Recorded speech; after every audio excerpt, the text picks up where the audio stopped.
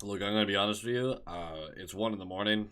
I don't have a skit in my brain, and I'm working off like 3 hours of sleep, and I got to be up in 3 hours. So, here's a meme that took me like a minute to do, and enjoy the video. Thanks for your support, guys. Hearts.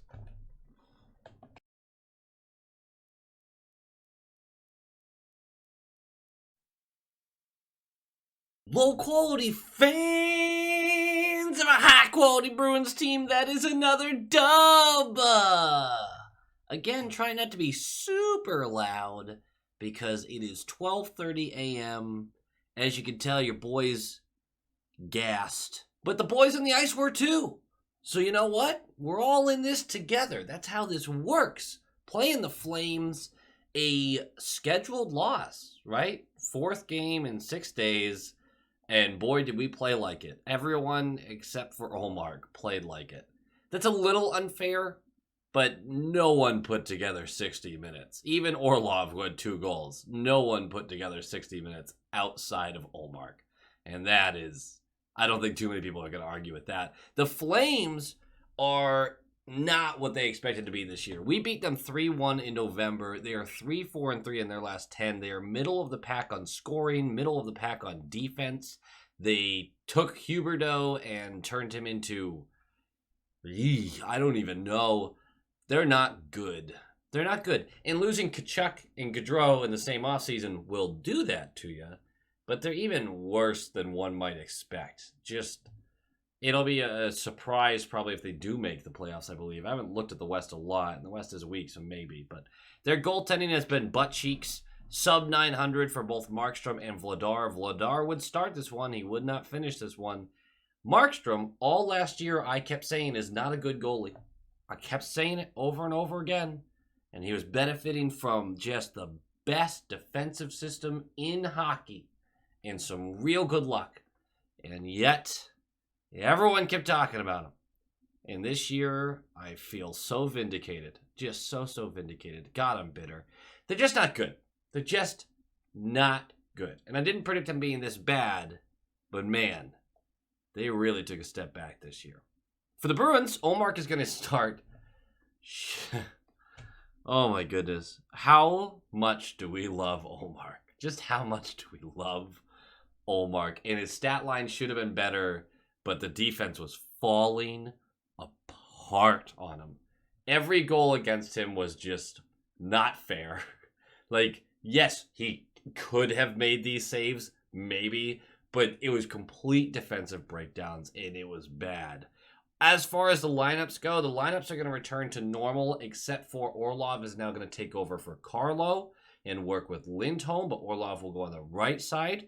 Carlo will take a break this game. As we're seeing, they're just cycling out. They're not going to cycle out McAvoy or Lindholm, but these other guys, they're all going to take their turn.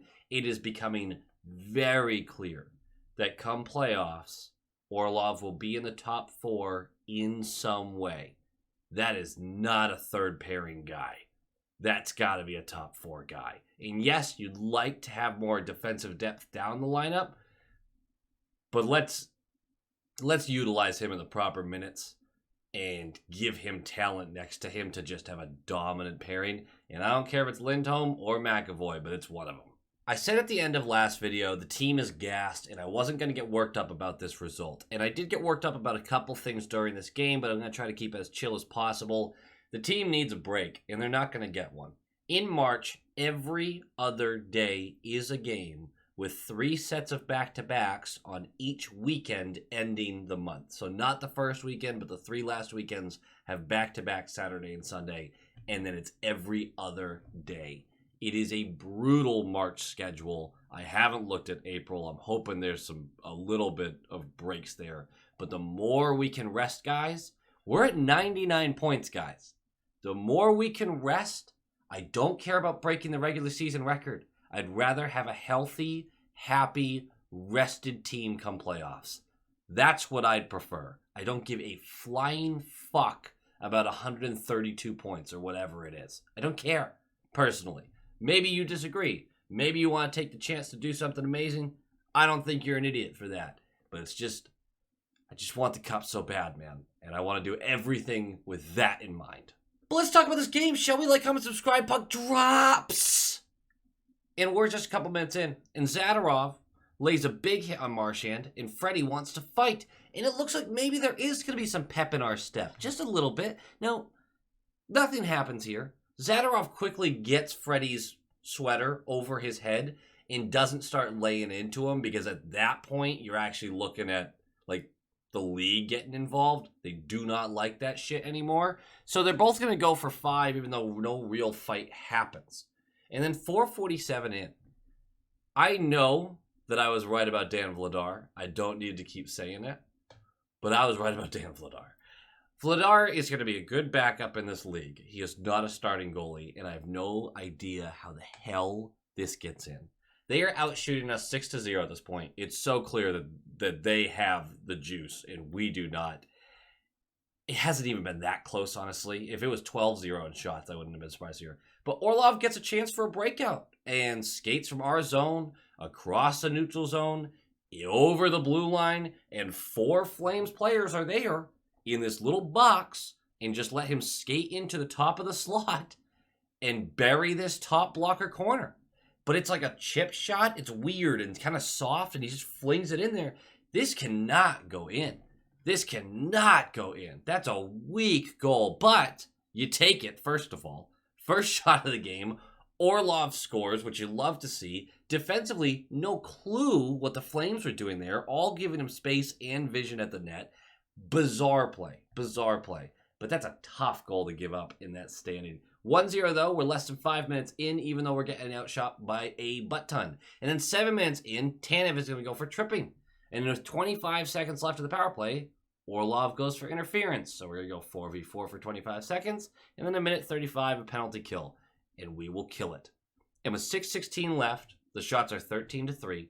Bergeron wins a face-off on the left dot. I don't believe DeBrusk ever touches this, but it goes right through DeBrusk's skates to Orlov, who's in the high slot, and he loads up. This is a hell of a shot. And I don't mean placement-wise, because it was savable. I mean speed. This thing was a bomb. Unleashes this low glove, and it squeaks through Vladar, and then there's 2 goals for Orlov, 4 shots for us, and the period's going to end 2-0. And Vladar's not going to come out for the second period. And I think Brick said it best. Sometimes, and usually, you pull goalies because you need to boost the team. You've been letting the goalie down. He's let in 4 goals on 12 shots or something. And it's time to switch him up and tell your team, dude, come on, lock it in. No, this, and Brick articulated this, this was a swap because we need some saves, man. They took 4 shots, all of them savable. Neither of them like high danger chances that actually went in, and they went in. I need some saves. So Vladar gets parked, Markstrom is in, and he'll play pretty well for the rest of the game. Now, before this period started, I tweeted out that you can't play like this for the next 40 minutes and expect to win. And 107 into the second, the puck gets dumped in, and we listlessly swipe at the puck up the wall. It's an easy turnover, and then multiple players just get lost on the back check. And the puck gets moved to Coleman, who's high in the slot, and comes down on that left circle. Hathaway's 20 feet from him. I think it was a line change, though, but there is no one there. And he just gets to skate in and pick top corner on Ullmark. It's a beautiful shot, but he's unperturbed. And it's 2-1. And we're a minute into the second. And it looks like this is going to be the whole game. It really does. And it really was.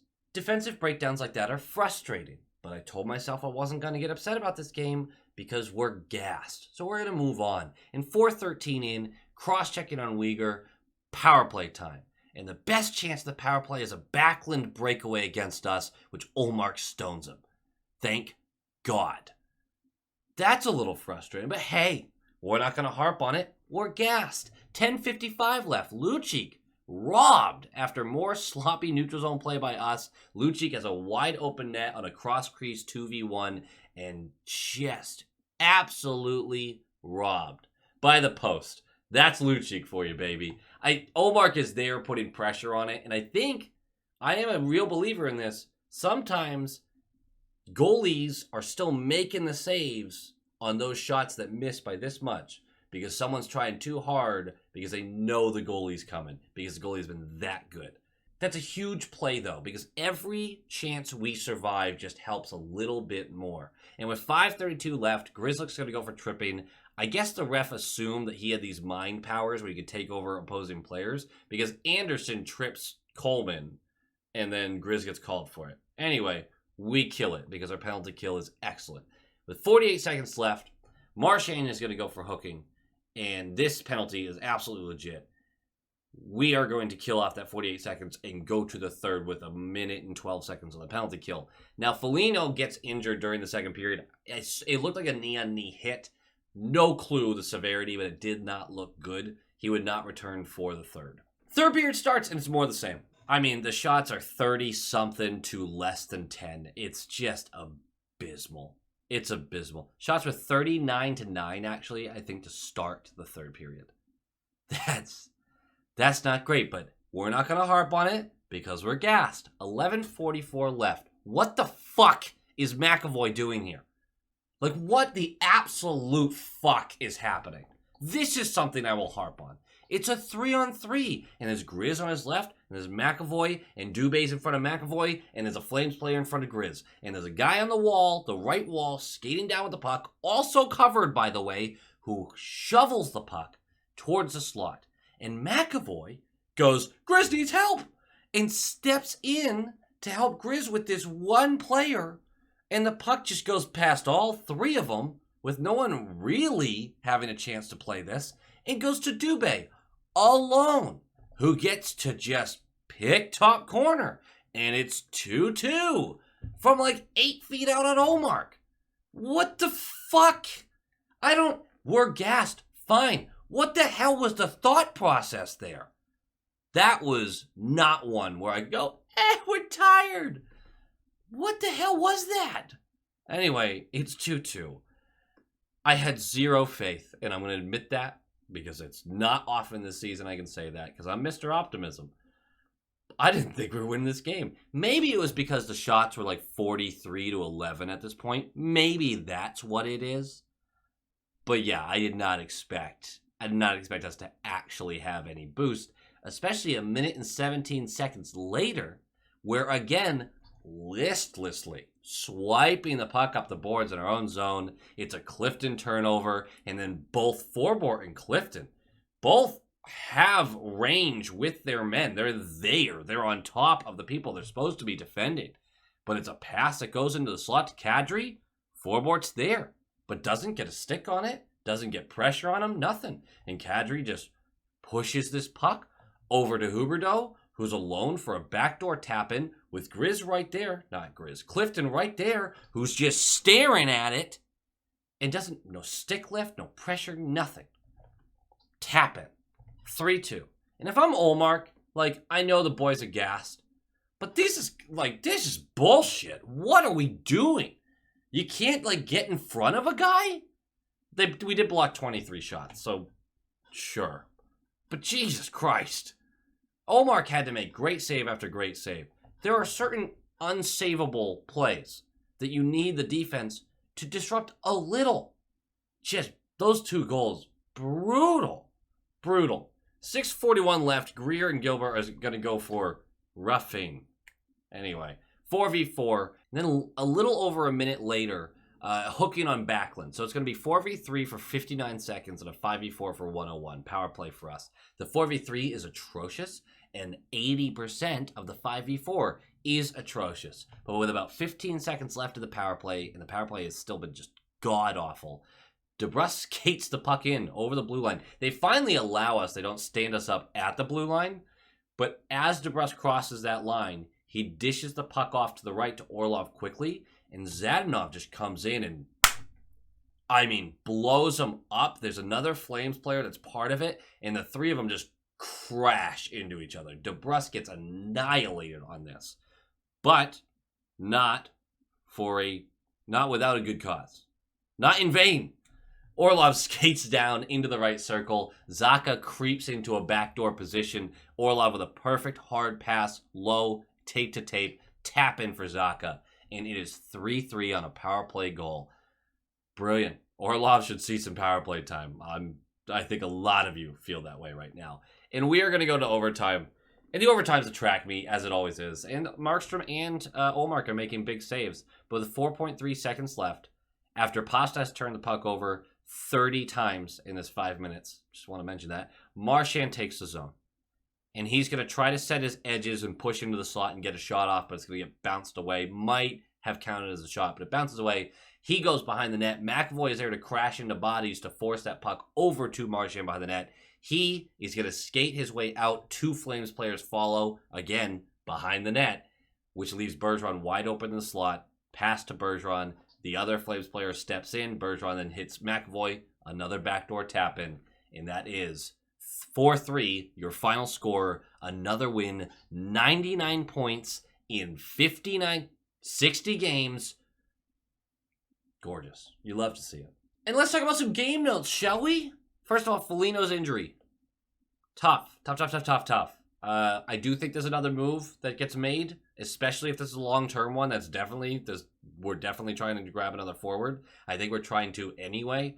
But yeah, Foligno's injury does not look good. I just have no information on it yet. Ullmark, fantastic. Should have been better, honestly. The stats should have been better, not him. The defense really let him down this game. The forwards let him down this game. Everyone. I mean, I think it was almost 6 expected goals allowed on Money Puck, something like that, and he only allowed 3.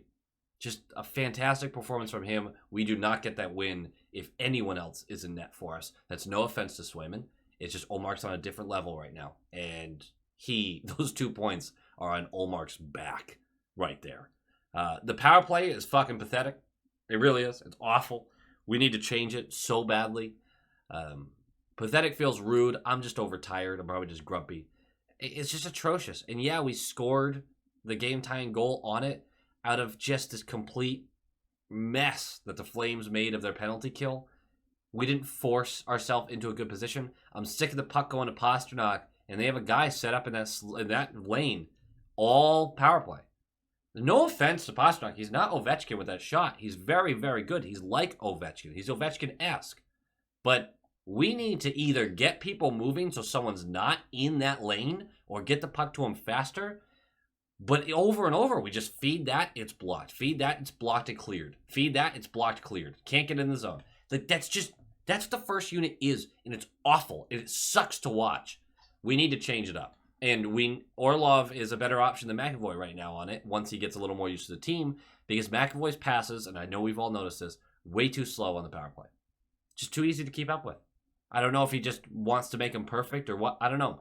But he's not whipping the puck around the way he needs to, and I don't think that's a huge insult to McAvoy. I think McAvoy is a true number 1 franchise defenseman, obviously. But maybe he's just not the power play guy. Maybe that's just it.